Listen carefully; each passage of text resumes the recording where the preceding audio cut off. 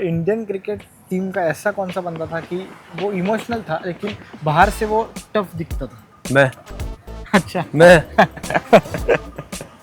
और बाहर से ऐसे लगना कि जैसे गुंडे हैं। जब वो श्रीशांत के साथ मेरा जो एपिसोड हुआ उस पर मैं थोड़ा रिव्यू लेना चाहूँगा। मैं अच्छा, review in terms of that कि मैं वो पार्ट डिलीट ही करना चाहूँगा मेरी ज़िंदगी से। अगर हरभजन सिंह पे मूवी बनाई जाए तो एक्टर कौन होगा? कौन होगा? विक्की कौशल या फिर रणवीर? रणवीर सिंह। यार Ranveer Singh, he can do anything यार। He is amazing actor, unbelievable, बहुत तगड़ा स्केल है बंदे का यहाँ से वहां तक। जलंधर की गलियों से ईडन गार्डन्स के शोर तक, स्कूटर की हेडलाइट से स्टेडियम की फ्लड लाइट्स तक, ये वो नाम है जिसने रिकी पॉन्टिंग और पूरी कांगारू आर्मी को अपनी फिरकी पे नचा दिया। चाहे मुंबई इंडियंस हो या सीएसके, जहां भी गए उस टीम को चैंपियन बनाया। ये सिर्फ ऑफ स्पिनर नहीं, अपने आप में एक पूरा एरा है। आज सिली पॉइंट पर हम बात करेंगे उस इंसान से जो स्पिनर से ज्यादा फाइटर था, the Turbanator, the one and only Harbhajan Singh. Let's play. Sir, जो पहला हमारा सेगमेंट है वो है वार्म अप। थोड़ा वार्म अप कर लेते हैं। तो हमने सुना है कि आप अंधेरा हो जाने पर स्कूटर के लाइट में भी बॉलिंग प्रैक्टिस करते थे, तो ये क्या सच है? हाँ बिल्कुल सच है, क्योंकि वो जो समय था ना, मुझे लगता है कि वो एक ऐसा समय था जब सारे चले जाते थे, मैं और मेरे कुछ दोस्त थे वो वहीं पे रहते थे कि जब लेट हो जाता है तो कभी कभार ऐसा है कि सेटिस्फेक्शन आई नहीं है काम की, वो काम हुआ नहीं है।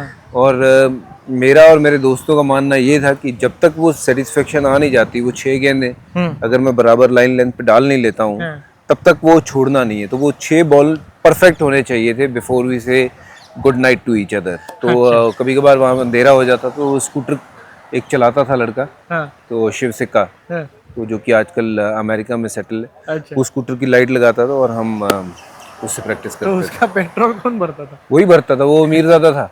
अच्छा। तो इसलिए अपने को कोई प्रॉब्लम नहीं थी। अच्छा। नहीं तो अपने पास तो साइकिल था एक, वो भी शेयर करते थे, मैं और अपने मेरे फादर। अच्छा अच्छा।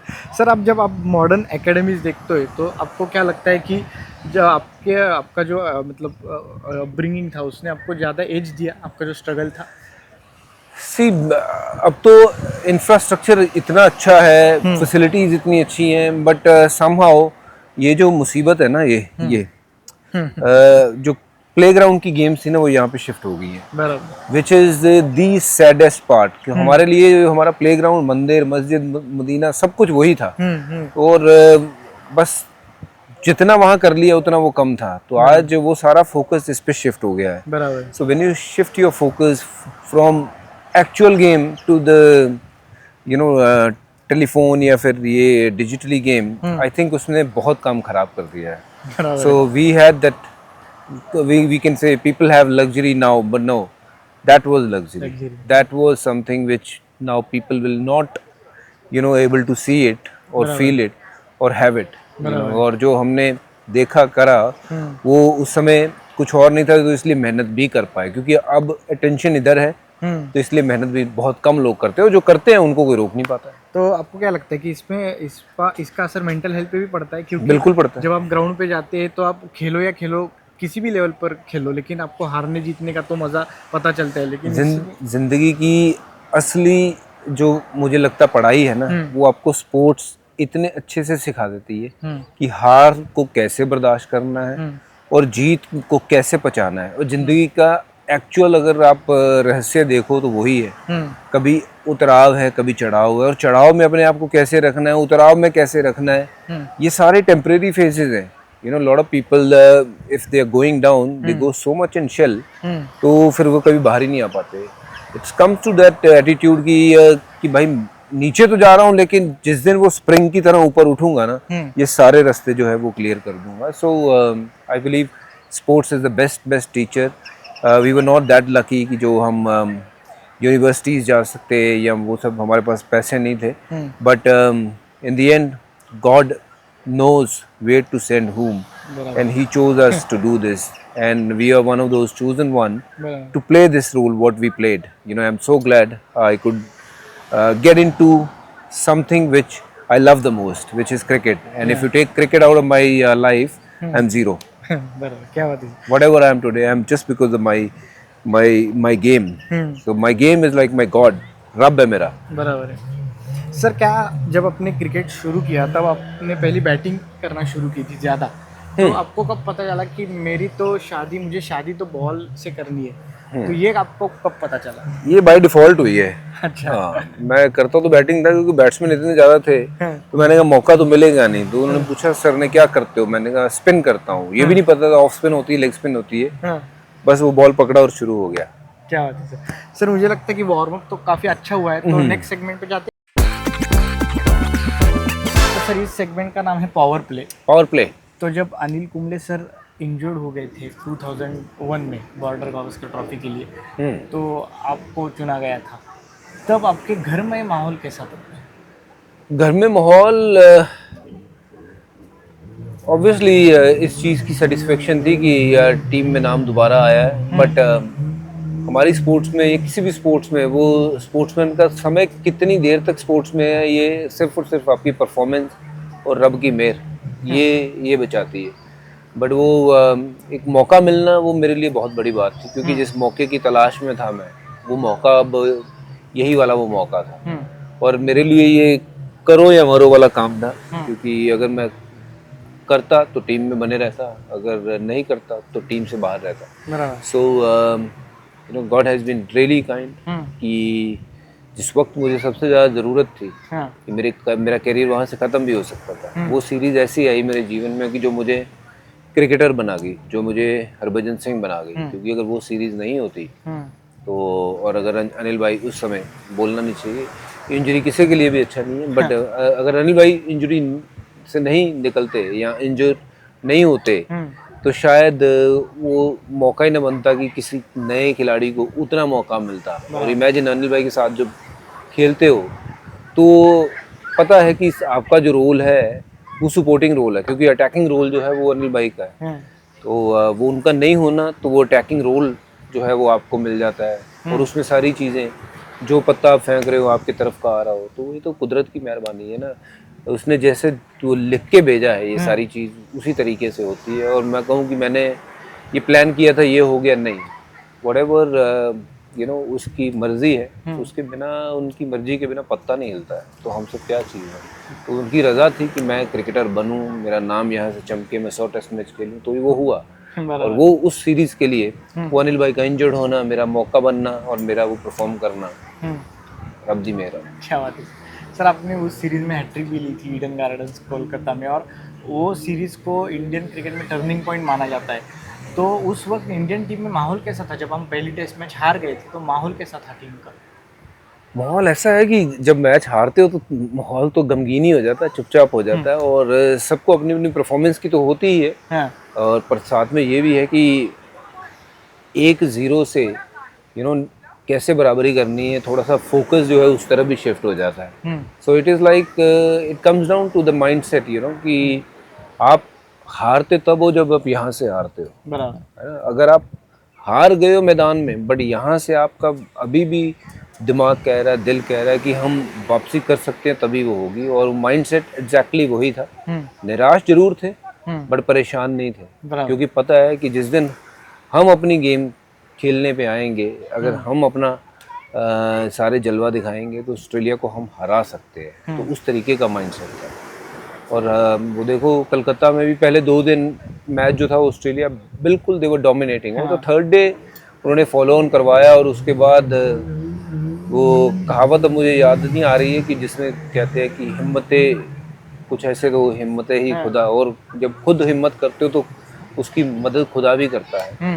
तो वो हिम्मत दिखाई वीवीएस लक्ष्मण ने, राहुल द्रविड़ ने इतने रन बना दिए कि हमें मौका मिला दोबारा बॉलिंग करने का, और उतना मौका मिला जिसमें ऑस्ट्रेलिया आउट हो सके। ये क्या नज़ारा था वो। मतलब ऐसा टेस्ट मैच दोबारा मैं ना तो खेला हूँ ना देखा है। क्या बात है सर। आप अपने एग्रेशन के लिए जाने जाते हो, तो क्या आपके लिए वो सर्वाइवल का टूल था या नेचुरल इंस्टिंक्ट था वो एग्रेशन?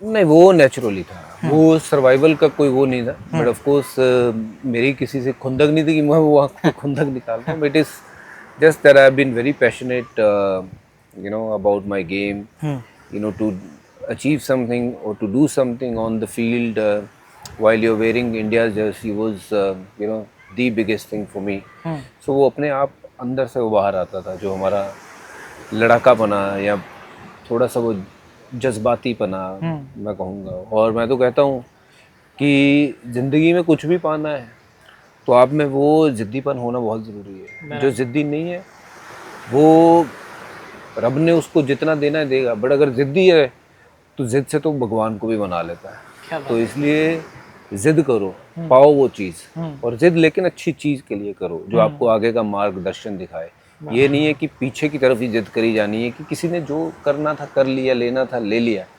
बट मेरी ज़िद है कि मैं इंडिया खेलूंगा और 10 साल खेलूंगा और 15 साल खेलूंगा, उसके लिए उस ज़िद को पुगाने के लिए मैं कितनी मेहनत करूंगा।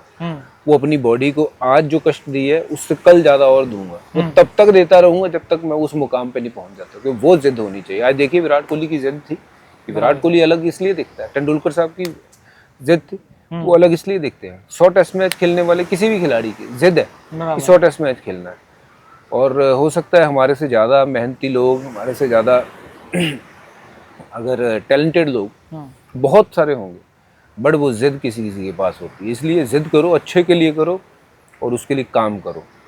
You know everything will fall in place. क्या बात सर। आज अगर कोई स्पिनर हो और वो उसको कोई डाउट हो और वो आपके पास आए तो आप उसको क्या बताओगे? देखो, डाउट पहले कहाँ आता है आपके दिमाग में, और डाउट किस चीज़ के लिए आ रहा है वो क्लियर करूँगा कि डाउट अपने आप पे आ रहा है या अपनी काबिलियत पे आ रहा है या फिर सिस्टम पे आ रहा है।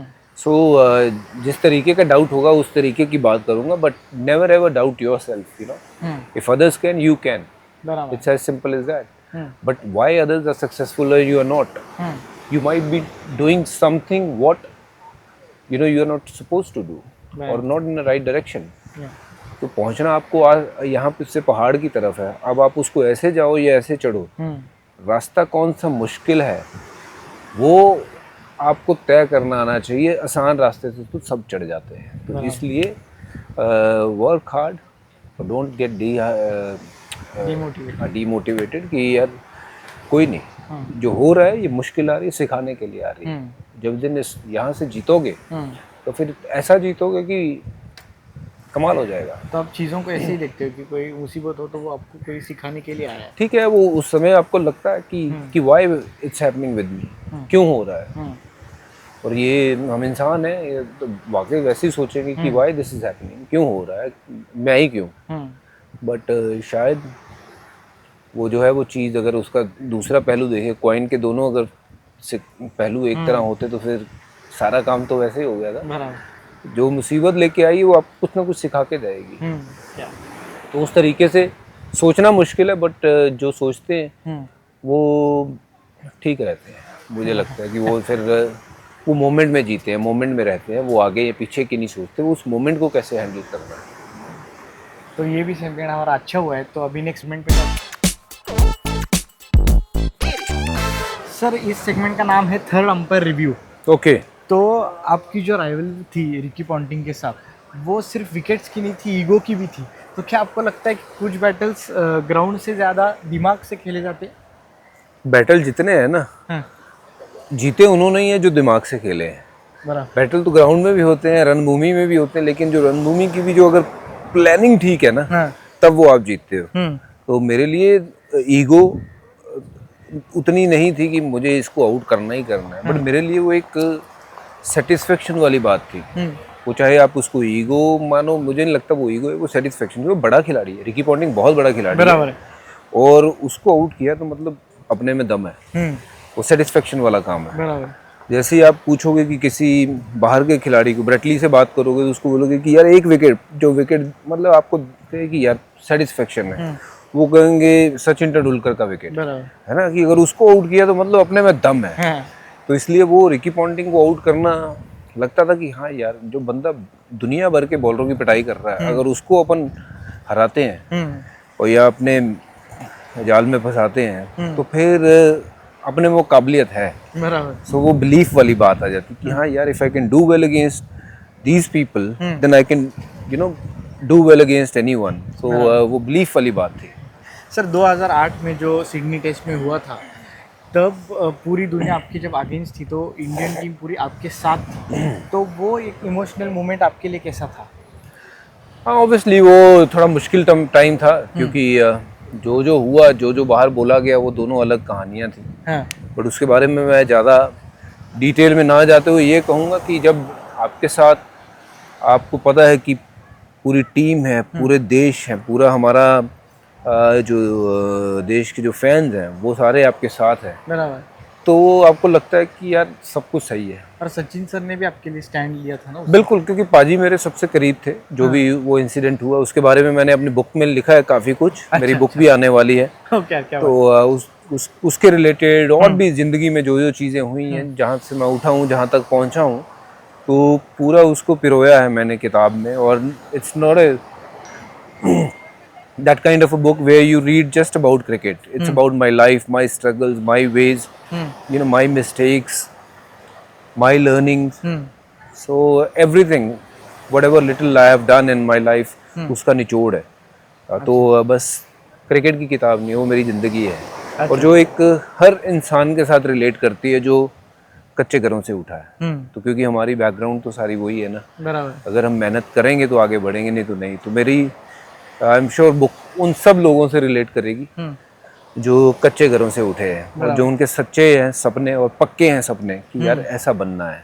क्या बात है सर। जब आप बड़े होते हैं तो ये कंट्रोवर्सी या ये ऐसी चीज़ें होती रहती है, लेकिन आपको क्या लगता है इस चीज़ों ने आपको अफेक्ट किया या ज़्यादा मोटिवेट किया? इफेक्ट करती हैं, परेशान करती हैं चीज़ें, क्योंकि बहुत सारी चीज़ें आप प्लान नहीं करते, वो हो जाती हैं। जब वो होती हैं तो आप उस जोन में हो, उस समय में हो कि जहाँ पे आपको लगता है कि यार क्यों हो रहा है मेरे साथ, और why, you know, anything I do, you know, I get into in some kind of trouble where people see things differently. शायद आपका कोई वो करने का कंट्रोवर्सी क्रिएट या कुछ भी ऐसा करने का कोई वो ही नहीं था, मोटिव नहीं था, या आपको पता भी नहीं था। नोइंगली और अननोइंगली ऐसी चीजें हो जाती है तो आपको लगता है कि यार क्यों हो रहा है, मैंने ऐसा क्या बिगाड़ा है, या whatsoever, why this is happening. Again it comes down to that कि रब ने जिसको बनाना है ना उसको सारी चीजों से टेस्ट करवाता है। इसमें ये यहाँ पे खड़े रहने का दम है या नहीं, यहाँ पे खड़े रहने का दम है या नहीं, यहाँ पे खड़े रहने का दम है या नहीं। अब जितने बड़े लोग बनते हैं कोई पैसे से नहीं बनता, वो बनते हैं अपने दिमाग से, क्योंकि उनके पास वो आइडिया है, वो उसमें इतना कुछ कर लेते हैं, बाकी सिर्फ सोचते रह जाते हैं। और कईयों के पास सोर्स होते हैं, कईयों के पास नहीं होते हैं। जिनके पास सोर्स नहीं होते हैं बट वो भी कर जाते हैं कुछ ना कुछ अपने दिमाग से। तो ऐसी चीज़ें परेशान जरूर करती हैं, हैरान जरूर करती है, बट जब मैं पीछे मुड़ के देखता हूँ तो आई थिंक ये हमें सिर्फ और सिर्फ जिंदगी सिखाने के लिए ये सारी चीज़ें हो रही हैं। जैसे मैंने कहा ना, एवरीथिंग इज रिटन। बराबर। सो अभी हम थर्ड अंपायर रिव्यू कर रहे हैं, तो ऐसा कोई क्रिकेटिंग डिसीजन हो या ऐसा कोई मोमेंट हो कि आप जिसको बोलेंगे कि मैं इधर तो रिव्यू लेना चाहूँगा अभी? What in terms of what, कैसे? एनीथिंग, लाइफ का हो, क्रिकेट का हो। जब वो श्रीशांत के साथ मेरा जो एपिसोड हुआ उस पर मैं थोड़ा रिव्यू लेना चाहूँगा। मैं अच्छा। Review in terms of that कि मैं वो पार्ट डिलीट ही करना चाहूँगा मेरी ज़िंदगी से। अच्छा। हाँ, क्योंकि वो जो हुआ मैं बहुत गलत था। You know, he is gone through a lot because of that. तो जब जब मुझे वो चीज़ याद आती है तो मैं सोचता हूँ वाई, वो छोटी सी एक इतना छोटा सा समय जिसमें गुस्सा बहुत ज़्यादा आ जाता है, वो गुस्सा क्या क्या करवा जाता है। तो मतलब वो जिसकी हैरेसमेंट आज भी होती है, more for Sreesanth, you know, so I feel कि ये वो वहाँ मेरी गलती थी and I shouldn't have done it. तो ये आपकी बड़ी बात है कि आप ये मान लेते हैं और ये आप कह रहे हैं सबके सामने, तो बहुत ही बड़ी बात है। लेकिन आप हमारा ये भी सेगमेंट हुआ है और आप सब रिव्यू हमने यूज़ करे, तो अभी नेक्स्ट सेगमेंट पे जाए।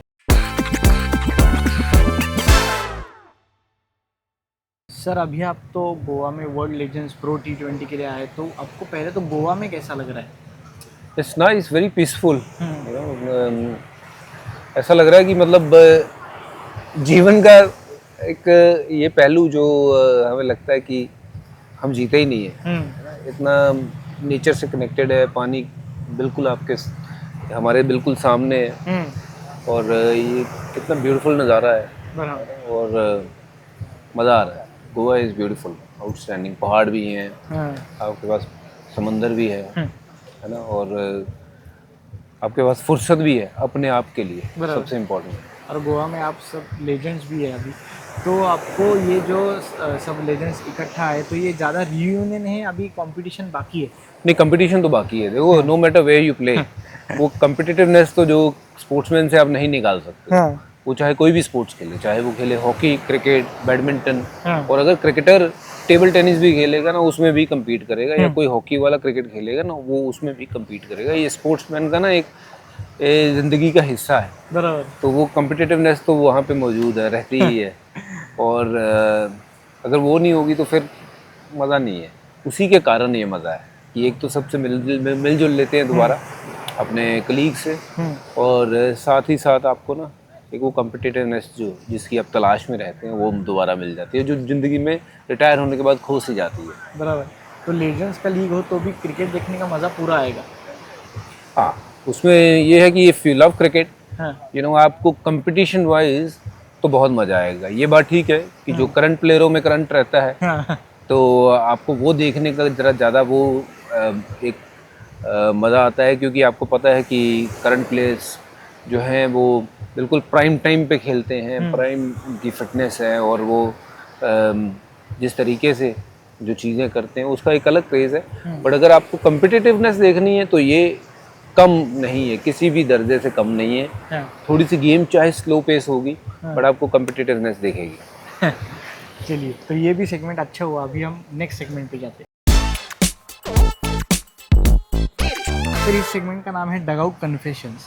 तो वो क्या किस्सा था कि सचिन सर जब नेट प्रैक्टिस कर रहे थे आपको लगा कि वो आपको बुला रहे हैं? अच्छा, वो मैंने कहीं तो बताया हुआ था। वो हाँ मेरा फर्स्ट नेट सेशन था उनके साथ, और तो पाजी की आदत है बॉल खेलते हैं, डिफेंस किया और उसके बाद ऐसे कर रहे थे।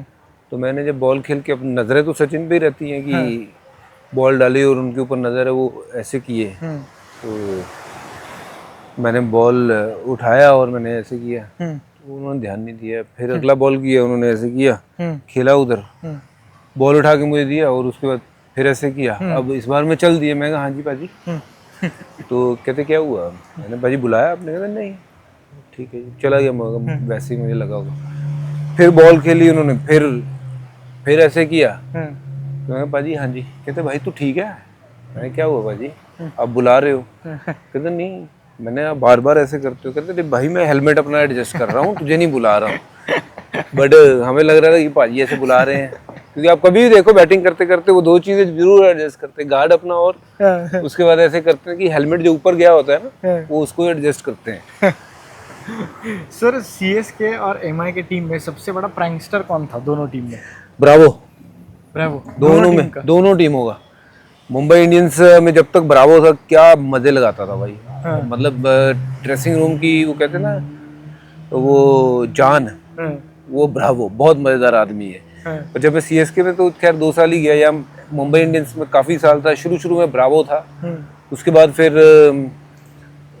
हम लोग खुद ही थे, है ना। फिर रोहित आ गया, तो मजेदार थे लोग। प्रज्ञान ओझा था वहाँ पे, तो बथेरे कैरेक्टर आपको मिल जाते हैं। लेकिन उधर चेन्नई में जब गया था वहाँ पे ब्रावो था। अच्छा, वो बहुत तगड़ा कैरेक्टर। और इंडियन क्रिकेट टीम का ऐसा कौन सा बंदा था कि वो इमोशनल था लेकिन बाहर से वो टफ दिखता था? मैं। अच्छा। मैं और बाहर से ऐसे लगना कि जैसे गुंडे हैं, ग्राउंड में ऐसे घूमते थे। हाँ क्या है क्या, कोई पर छोटी सी चीज देख ली जो दिल को ऐसे लग जाती थी, आंखों से पानी निकल जाते हैं। तो इमोशनल हूँ, नंबर 3 हूँ ना। तो कैंसेरियन है, तो कैंसेरियन तो होते ही है, वो इमोशनल होते हैं बहुत ही ज्यादा इमोशनल होते हैं। सब दिखता है। हाँ, वो एक दिन मैं रील देख रहा था, किसी के फादर बाहर से आए और उसकी बेटी उसको लेने गई एयरपोर्ट पे, छोटी सी बच्ची थी। मैं वो रील देख रहा था, मेरी आंखों से पानी आना शुरू हो गया। मेरे से वो हुआ कि अपना रिलेट करते हैं ना, तो वो ऐसे हुआ कि वो क्या प्यार है ना अपनी औलाद के साथ, बच्चों के साथ, कि और बेटी भी रो रही है, वो भी रो रहा है। मैंने कहा यार तुम तो रो ही रहो, मुझे भी देखते हुए रुला दिया। मैंने एक्चुअली कमेंट भी किया उस पर। क्या बात है कि बहुत इमोशनल, ऐसा इमोशनल हूँ मैं। बराबर। सर आज का जब आप इंडियन ड्रेसिंग रूम देखते हो तो आपको कौन सी वाइब नजर आती है? मतलब बाहर से, मतलब रिलैक्स्ड वाइब नजर आती है या प्रोफेशनल वाइब नजर आती है?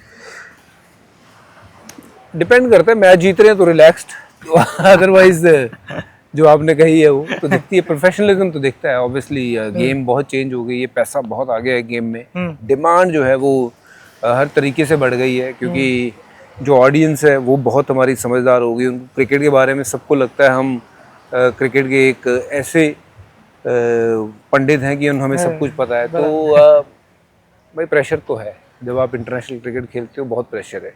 तो everybody is there to praise you, but at the same time there are lot of people to defame you as well at the same time, they are waiting for their chances to come. तो इसलिए वो अपने game को up करने के लिए आपको continuously वो काम करना पड़ता है, बराबर। You can't relax. तो आपके टाइम में और आज के टाइम में क्या फ़र्क है? फ़र्क ये है कि क्रिकेट बहुत ज़्यादा है, अभी बहुत तेज़ी से क्रिकेट आगे की तरफ बढ़ी है और बहुत तेज़ हो गई है गेम। स्पेशली अगर T20 फॉर्मेट के बाद अगर आप देखें, टेस्ट क्रिकेट 4-4 दिन के मैच जो है वो बहुत रेयर होते हैं, 5-5 दिन के मैच तो बहुत ही रेयर है, 3 दिन में मैच खत्म हो जाता है। वो गेम की पेस जो है बहुत तेज़ हो गई है। So that's the reason I think, जो that's one of the biggest change which I have seen during our time and today. You know, it's been a huge change. There has been a big change. तो personally आपको कैसा लगता है कि जब test match 3 दिन में 2 दिन में खत्म होता है, तो आपको पर्सनली कैसा फील होता है? भाई हमारे तो ऑस्ट्रेलिया में ही होते थे ऐसे, क्योंकि ऑस्ट्रेलिया वाले हरा देते थे हमें 3 दिनों में। उन दिनों हम उतने स्ट्रांग नहीं थे, तो बट अब तो हर टेस्ट मैच जो है वो 3 दिन में, चाहे वो इंडिया में हो, ऑस्ट्रेलिया में हो, इंग्लैंड में हो, खेलने का तरीका बदल गया है लोगों का। 2 बॉल कोई डिफेंस करता है तो उसके बाद तीसरा बॉल उसने मारना ही मारना है, चौका ढूंढता है। यहाँ तो एक सेशन में चौका नहीं लगता था, वो पेशेंस वाले बैट्समैनों को आउट करना कितना मुश्किल है। तो ये सारी चीज़ें चेंज हो गई हैं।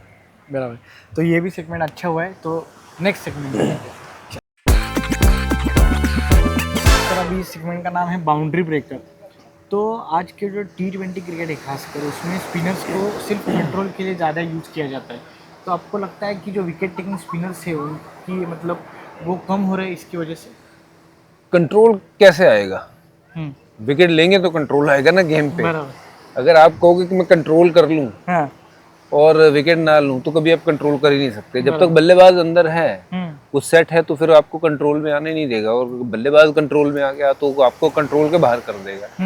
सो कंट्रोल उसी तरीके से आएगा कि अगर आप बैट्समैन को आउट करोगे, और कोई भी स्पिनर, अच्छा स्पिनर सिर्फ और सिर्फ बल्लेबाज को आउट करने के बाद ही कंट्रोल में आता है। अगर उससे पहले कोई कंट्रोल में आप कहे कि मैं ले आऊँ, वो टेम्परेली तो हो सकता है, जब बल्लेबाज सेट हो जाता है फिर जब कुटाई शुरू होगी ना, तो कंट्रोल सारा निकल जाता है। तो इसलिए the only way to get control is to make sure you get the control by taking him out, by getting him out. बराबर। तो अश्विन, कुलदीप, बिश्नोई, अक्षर, कौन सा स्पिनर आज आपको सबसे ज़्यादा एक्साइट करता है? Varun Chakravarthy. I think he's brilliant, outstanding. You know, and Kuldeep is obviously he's been there, done it, और बंदा ज़बरदस्त है। और ये दोनों बॉल गेंदबाजों में खासियत ये है कि एक के पास ना वो बहुत ज़्यादा वैरायटी है वरुण के पास, जिसका आज भी तोड़ नहीं है। तो कुलदीप के पास वो स्पिनर की तरह गेंदबाजी है, जो स्लो बॉलिंग करता है, स्पिन करवाता है बॉल को, और जो स्पिन की तरह बल्लेबाज को अपने जाल में फंसाता है। So these are 2 game bowlers जो मुझे बहुत एक्साइट करते हैं जब मैं देखता हूँ। Wicket taker bowler, proper wicket taker. तो अगर आज आप 25 साल के होते तो कौन सी IPL फ्रेंचाइजी आपको बेस्ट सूट करती? Mumbai Indians. Mumbai Indians you no, उनसे ऊपर कुछ नहीं है। मुंबई इंडियंस एक ऐसी फ्रेंचाइज जो वहाँ खेलता है, वो बहुत कुछ सीखता है, और एक बड़ी फ्रेंचाइज जो जहाँ एक्सपेक्टेशन बहुत है, क्योंकि बड़ी फ्रेंचाइज कब बनते हो? जहाँ एक्सपेक्टेशन हो, और अगर आपको सबसे बेहतर बनना है तो you have to be the best player, तो to sustain there, to be in that team. तो मेरे लिए Mumbai Indians, you know, whatever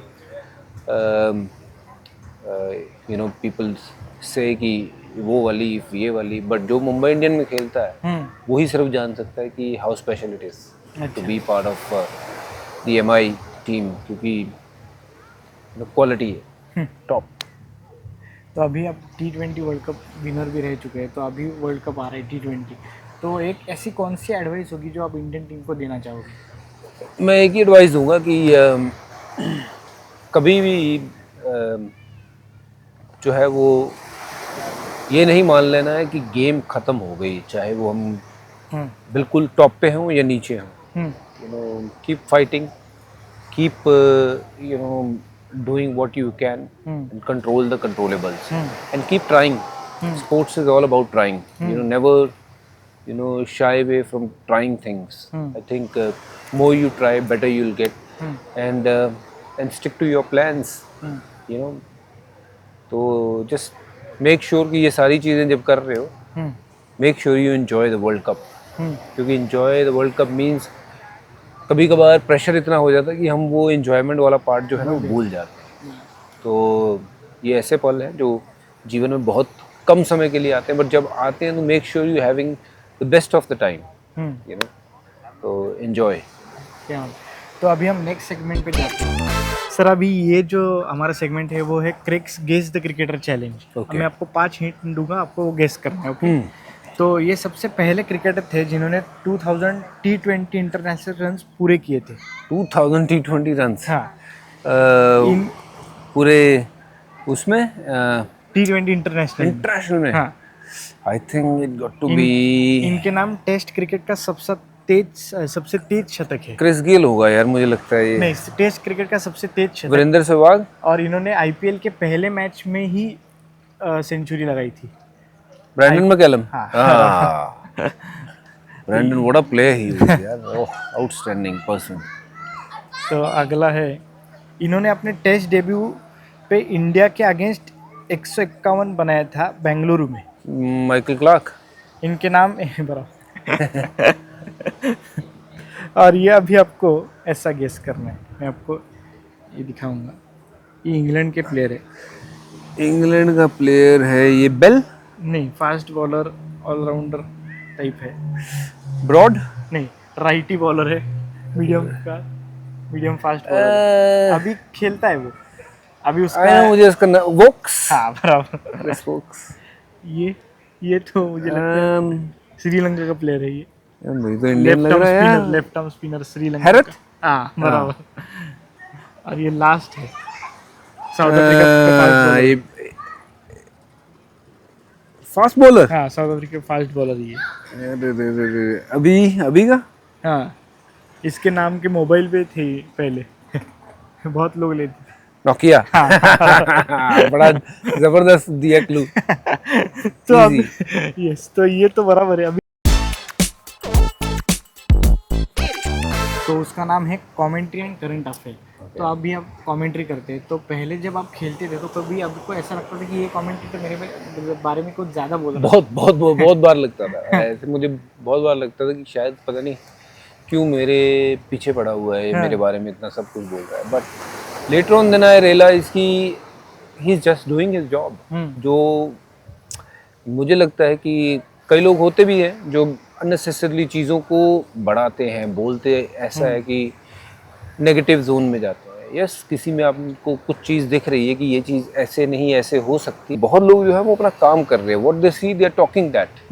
और उसमें कोई सजेस्टिव बात देता है तो हम कभी कभार उसमें गुस्सा मान जाते हैं कि नहीं, इसको क्या पता भाई, ये कौन सी क्रिकेट खेला है. बट समटाइम यू रियलाइज कि जो देखने वाला है ना, जो देख रहा है गेम को, वो अपने एंगल से कई तरीके से गेम को पढ़ रहा है. बट जो कर रहा है उसको पता है कितना प्रेशर है. उस प्रेशर में चीजें वो शायद करने की कोशिश तो वही कर रहा है बट हो नहीं रही है.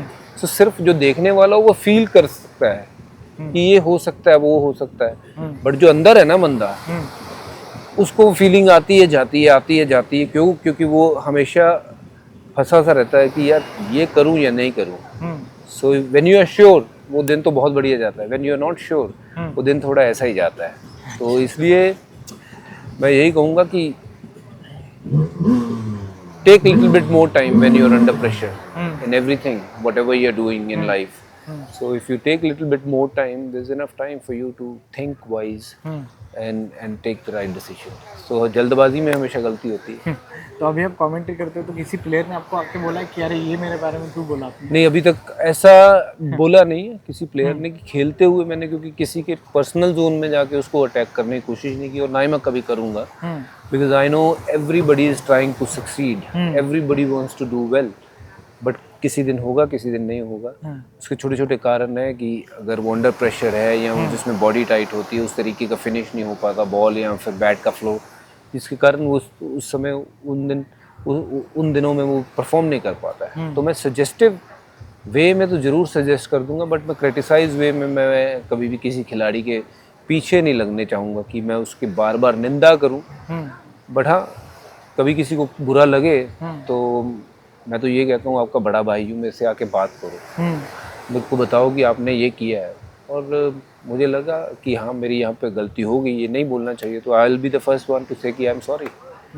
और उसमें मैं बड़ा या छोटा नहीं बन जाता। तो गलती हर किसी के साथ, हर किसी से हो सकती है। तो अगर आप गलती मान लो और लर्न करो तो मेरे ख्याल से सारी चीज़ें सॉर्ट आउट हो सकती है। सर अगर आप आज सिलेक्टर होते तो कौन सा एक ऐसा बोल्ड डिसीजन लेते? आई डोंट नो, वो तो मैं सिलेक्टर होता तो मैं बता पाता, बट अभी तो मैं ये कह सकता हूँ कि it's not easy being whatever selector nowadays, because you have so much of choice, किसको लें किसको नहीं लें, 3 फॉर्मेट है और कभी एक टीम सेलेक्ट करते हो तो लगता है कि ये प्लेयर रह गए, उसको सेलेक्ट करते तो लगता है ये रह गए। It's very hard job, you know. I must give lot of credit to Ajit Agarkar and his team, you know, for putting up a show. It's not easy being selector nowadays, और especially इतनी ज़्यादा आपके ऊपर नज़र है, स्क्रूटनिंग है और आप बहुत कुछ निर्भर करता है टीम कैसे खेलती है। देन वो टीम अच्छा खेलती है तो सब, कोई नहीं ये बोलता कि यार वेल डन अजीत अगरकर, या कोई भी आज का दौर, ये पुराना दौर में भी सिलेक्टर को कभी कोई शाबाशी नहीं देगा। नहीं। अब जैसे मेरी वो सीरीज 32 विकेटों वाली थी, सेलेक्टरों को किसी ने शाबाशी नहीं देनी है कि यार, चाहे वो एक ही सिलेक्टर था जो मेरे तरफ था, बाकी के चाहे नहीं थे, बट जो एक था किसी ने उसकी शाबाशी नहीं दी कि यार शाबाश इसको लेके आया। बट अगर हार जाओ तो गालियां उसको जरूर पड़ेगी, ये इसको क्यों लेके आया। सर आज का जो इंडियन टीम है उसका सबसे बड़ा इशू क्या होगा? फियर ऑफ फेलियर है, फियर ऑफ क्रिटिसिज्म होगा? Fear of failure I think. Criticism देखो वो होगा, वो राजा हो या रंक हो, जब तक आप ये जीवन में हो क्रिटिसिज्म होता रहेगा। तो that is part and parcel of the game, but fear of failure is something which you can control. कि आपको पता है कि परफॉर्मेंस अच्छी होगी तो लोग अच्छी बात करेंगे, परफॉर्मेंस नहीं अच्छी होगी तो लोग नहीं अच्छी बात करेंगे। तो वो क्रिटिसिज्म को लेके आपका परफॉर्मेंस और ज़्यादा ख़राब नहीं करना है, वही सबसे बड़ा मुझे लगता है कि एक जो सजेस्टिव वे में मैं कहूँगा कि कुछ तो लोग कहेंगे, लोगों का काम है कहना, वो तो कहते रहेंगे, but how you react to it, that is something you need to understand कि what is important. Those close net of people you want to spend time with, they are important, their opinion is important to you because they'll tell you the truth. And उससे बस आपको उतना ही जानना है, मुझे लगता है। सर तो हमारी बहुत सारी सेगमेंट हो चुकी है, अभी लास्ट सेगमेंट बचा है, तो उधर जाए। चलिए। अभी लास्ट है हमारा सुपर ओवर। ओके। तो ये मैच टाई हो चुका है, तो सुपर ओवर में जाएंगे हम। एक बैटर जिससे आप आज भी दूसरा डालना चाहोगे? एक बैटर सबको डालना चाहूंगा यार, Y one batter.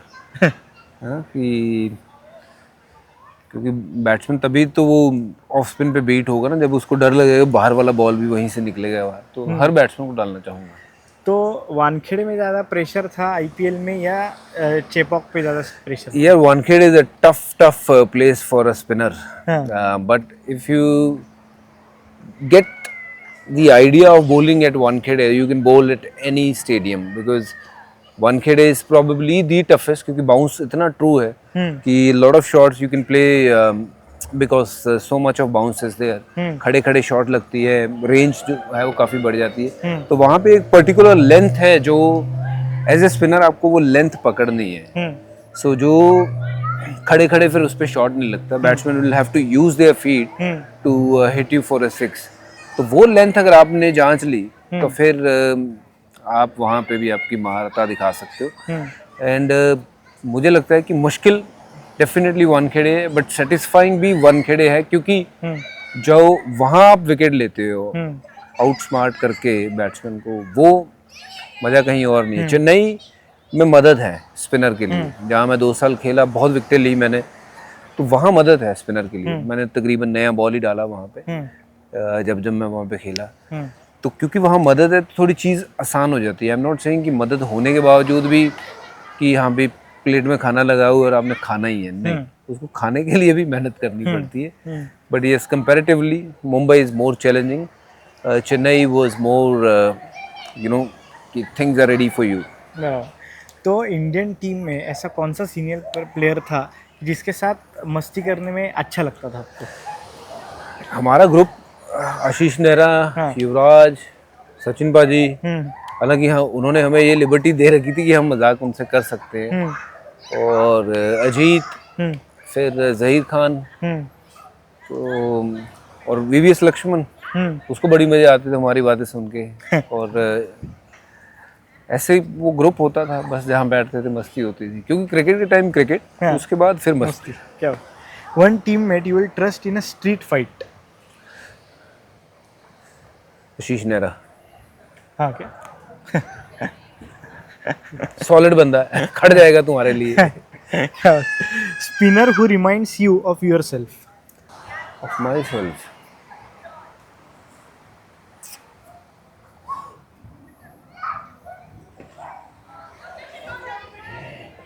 I don't know, spinner, मैं बड़ा एग्रेसिव स्पिनर था यार, मैं बहुत ज़्यादा इमोशनल और इमोशंस के साथ चलता था, मैं उस तरह का स्पिनर था। तो मैं आज देख रहा हूँ युजवेंद्र इमोशनल है बट ऐसा नहीं, कुलदीप आई डोंट नो यार, जैसा कोई नहीं, मैं मेरी सबका अपना अपना तरीका है, बराबर। जो मेरा तरीका था वो अलग था यार। तो ये जो कर रहे हैं बढ़िया कर रहे हैं, बहुत अच्छे कर रहे हैं, तो मैं किसी के साथ अपने आप को मैं ये नहीं कहना चाहूँगा कि मैं ये करता था और ये करते हैं, जो ये कर रहे हैं बहुत अच्छा कर रहे हैं और बढ़िया कर रहे हैं।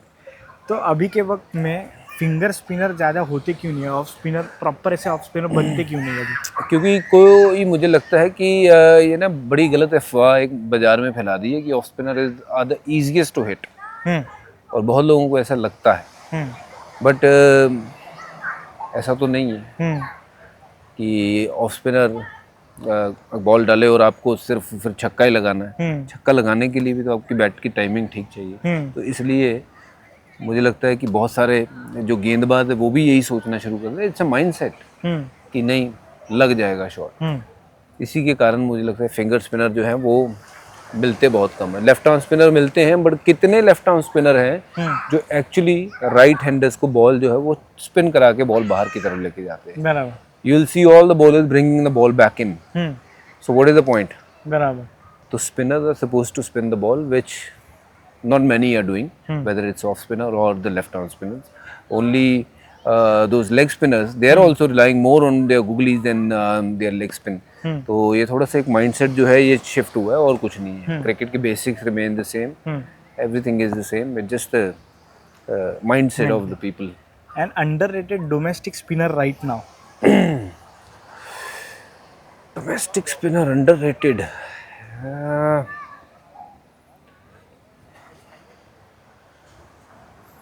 अक्षय वाडकर खेल रहे थे थोड़े दिनों तक, बहुत अंडररेटेड स्पिनर हैं बट बहुत कमाल के गेंदबाज थे, बहुत कमाल के। तो विदर्भा के लिए खेलते हैं, अब तो रिटायर कर गया मेरे ख्याल से, बट बहुत कमाल का बॉलर था। अच्छा। One myth about Harbhajan Singh? यहाँ एक भारती वेज हमारे समय में खेलते थे, बहुत बड़े गेंदबाज थे पंजाब से। भारती वेज वो अंडररेटेड थे बट कमाल के बॉलर थे। अच्छा। One myth about Harbhajan Singh that's completely wrong? That I am very aggressive. नहीं। क्या अगर हरभजन सिंह पे मूवी बनाई जाए तो एक्टर कौन होगा? एक्टर कौन होगा? विक्की कौशल। अच्छा। आई थिंक टॉल, थोड़ा पंजाबी टच पूरा ही है, थोड़ा नहीं, और जो जुबान है, बोली है जो हमारी, वो दोनों की सेम है। तो I think he is a brilliant actor. मुझे लगता है कि अगर फिल्म कभी बनती है तो I would like to see him play that, क्योंकि he can you know be, मेरे वो जोनर में घुस जाएगा कि ये ऐसा है। या फिर रणवीर सिंह, या Ranveer Singh, he can do anything यार, he is amazing actor, unbelievable, you know, बहुत तगड़ा स्केल है बंदे का, यहाँ से वहाँ तक, मतलब अलग ही लेवल है। उसको थोड़ा सा बोलना पड़ेगा, एनर्जी भाई हरभजन सिंह की ऐसी नहीं थी जैसे तेरे में, थोड़ी एनर्जी कम करनी पड़ेगी, but he will get into the role. वो ये दो जो है मेरे फेवरेट भी हैं, और मुझे लगता है they will play me better than what I have played in my life. क्या बात है सर। तो हमारा खत्म हो चुका है सुपर ओवर भी, आप जीत गए तो हम आपको मैन ऑफ द मैच देंगे सर। हाँ वाह, सर ये है आपका मैन ऑफ द मैच, आप मैच थैंक यू जीत गए हैं। Thank you. तो क्या साइन कर सकते हो? अच्छा, ये किस किस के साइन है भाई? ये जो जितने एपिसोड्स किए हैं, कौन कौन है ये बताओ मुझे। ये संजय मांजरेकर सर है, फिर रॉबिन उथप्पा है, फिर तीसरे एपिसोड में अमोल मुजुमदार थे, फिर डेविड मिलर थे, फाफ डु प्लेसिस थे, अभी आकाश चोपड़ा थे, अभी शेन वॉटसन थे और आप। अरे वाह, जबरदस्त।